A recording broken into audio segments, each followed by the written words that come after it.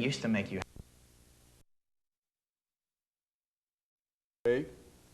We're talking to Ms. Cynthia Croom and Ms. Pamela Matthews. And the topic, of course, is the Metropolitan Action Commission and the Head Start program. Ms. Croom, before we had our first commercial break, I think Ms. Matthews was giving us some information relative to Head Start.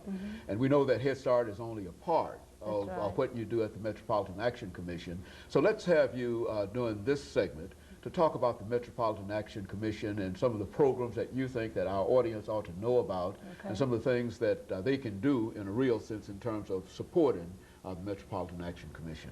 Well, I want to thank you again for really just the opportunity to be here. The Metropolitan Action Commission, oftentimes when people hear our name, they think about Head Start and they think a little bit about the rental assistance and utility assistance that we provide. But there is another program or several other things that we do. The GED program and our college prep program is one of the programs that we're also very proud of. Through that program, people come to get assistance with taking their GED test. They go through classes.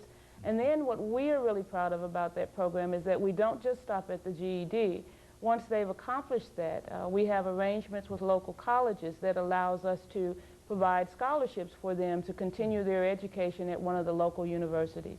I think it's important to also share with your audience that we graduate one of the highest percentages of African American males through that program, and then they continue on to a college program. Our latest recipient actually received a Packard Science Scholarship to Tennessee State University. So it's an incredible program, and we certainly invite the audience to just really find out more about what that program can do for people in the community. You think, Ms. Matthews, I think that we've both, all three of us have acknowledged that that there's some problems dealing with the Head Start program nationally, and et cetera.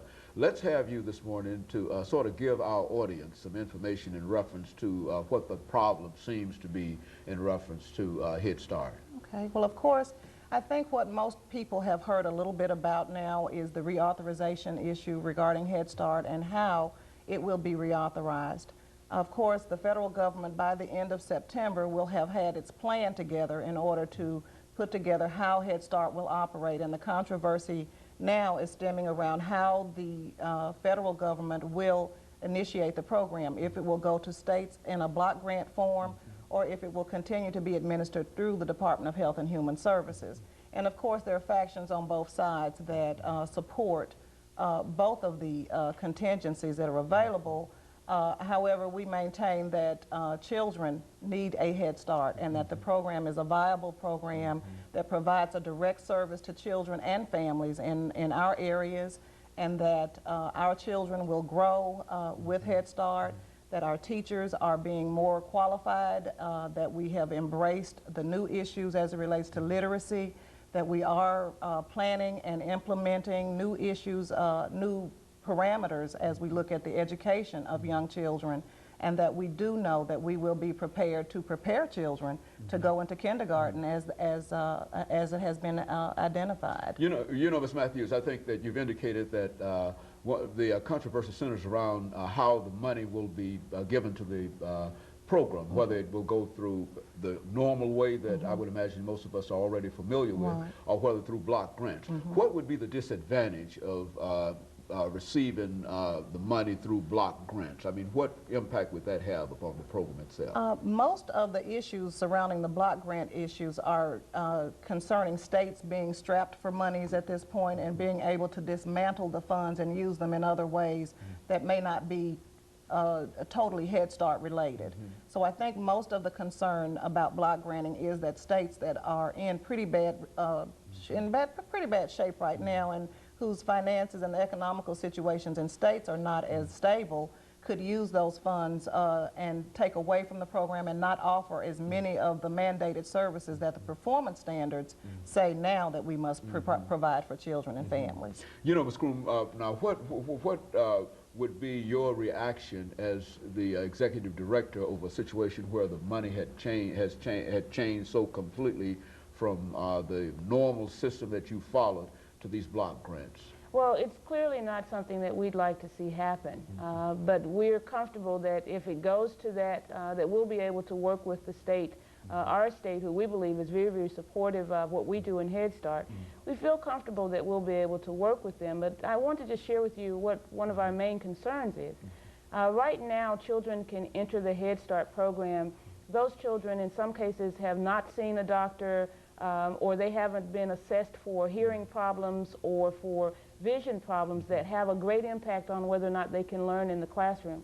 Head Start at this point allows us to be able to assess that child's hearing and their vision and then get the necessary services so that that child can be more successful. Our concern is that if those dollars go to the states first, that we will lose those necessary services that really are a part of helping a child be successful in being ready to go to school. In other words, Ms. Matthews, I think what she said is that that would cut out almost the heart of the program in terms of reach out and assisting those people who probably need the assistance more, because more than likely these are the people who don't have insurance to begin with. And is that what we're saying? They don't have access to the same types of insurance benefits or other benefits that children need prior to going to school. There's a great deal of emphasis on whether or not children can say their ABCs or whether they know them, but if a child can't hear or if a child is having problems seeing and nobody has recognized that, it's difficult to teach them the other things without their health being where it needs to be. Ms. Matthews, when we talk about children involved in Head Start here in metropolitan Nashville, how many children are we talking about? Is this a very, very substantial number of people, or just a very few people, or how many numbers? Well, thank you for asking. We're very proud that we have an enrollment of 1,485 children here in Nashville-Davidson County, and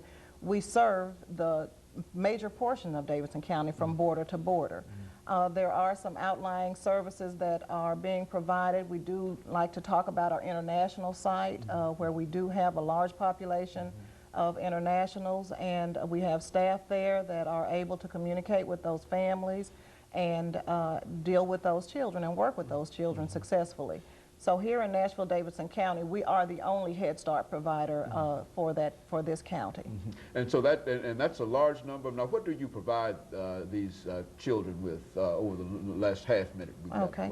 Well, of course, Mrs. Croom already mentioned the health services that are a part of the program. There are also mental health services, not to mention parent involvement, where all of our parents are involved, and there's a policy council where parents are able to participate, to sit on into the decision-making process of the building, of the program.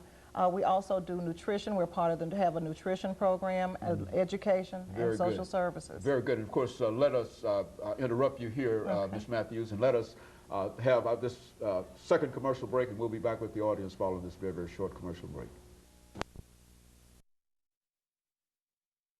The topic is the Metropolitan